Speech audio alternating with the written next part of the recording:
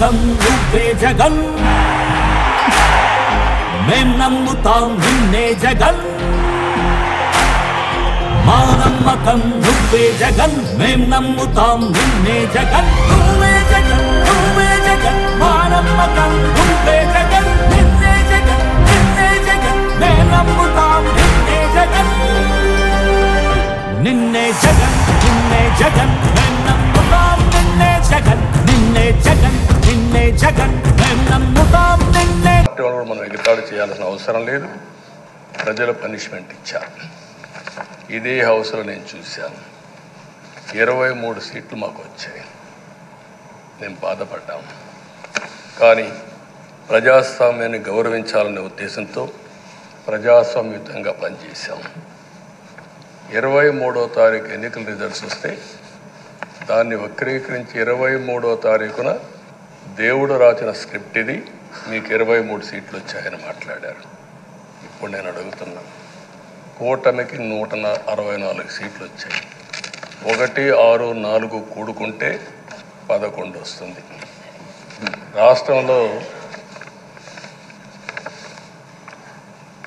దగ్గర 1631 రోజులు అమరావతి రైతాంగం ఆడబిడ్డలు ఉద్యమం చేశారు.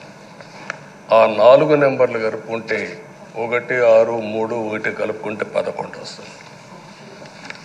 అంటే ఇది కూడా భగవంతుడి స్క్రిప్ట్ అయినా కూడా నేను మాట్లాడడం లేదు, నేను కామెంట్ చేయడం లేదు.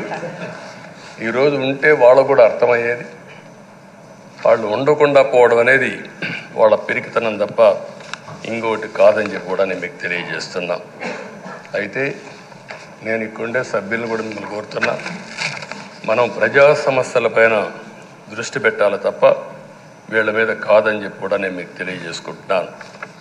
ఆ రోజు పవన్ కళ్యాణ్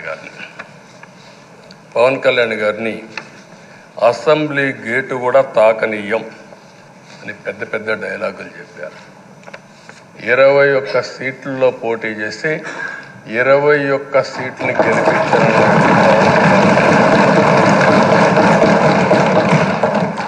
వైనాట్ 175 అని చెప్పి 11 కూడా తెచ్చుకోలేని నాయకత్వం. అంటే ఏ విధంగా మాట్లాడారు అనేదానికి ఇది ఒక ఉదాహరణ. ఆ రోజు పవన్ కళ్యాణ్ గారు చాలాసార్లు, నేను కూడా అన్నాను, బయట చాలామంది అభినందించారు. ఎక్కడ తగ్గాలో తగ్గడం, ఎక్కడ గెలవాలనో గెలవడం నేర్చిన వ్యక్తి పవన్ కళ్యాణ్ గారు. ఈరోజు మనందరం కూడా గుర్తుపెట్టుకోవాల్సింది, రాజకీయాల్లో సుదీర్ఘమైన రాజకీయాల్లో ఉన్నాం. మొత్తం కలిసి 16వ సభ. మీ అందరికంటే సీనియర్ మోస్ట్ నేను.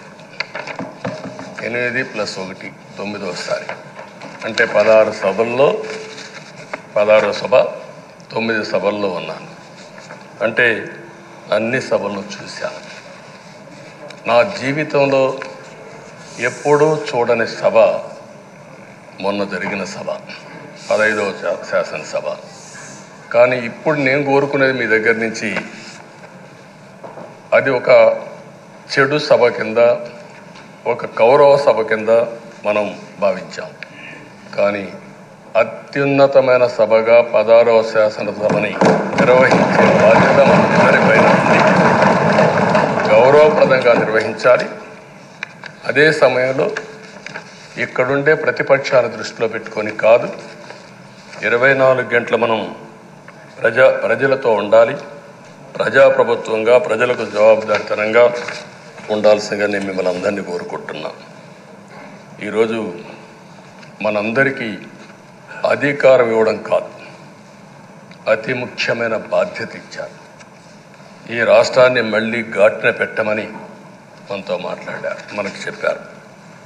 ఎప్పుడు కూడా నేను ఒకటే భావిస్తాను, ప్రజా జీవితాలను మార్చే శక్తి ప్రభుత్వ విధానాలకు ఉంటుంది. ఆ ప్రభుత్వ విధానాలకు రూపకల్పన చేసే సభ ఈ చట్టసభ. ఈ విషయం ప్రతి ఒక్కరూ గుర్తుపెట్టుకోవాల్సిన అవసరం ఉంది.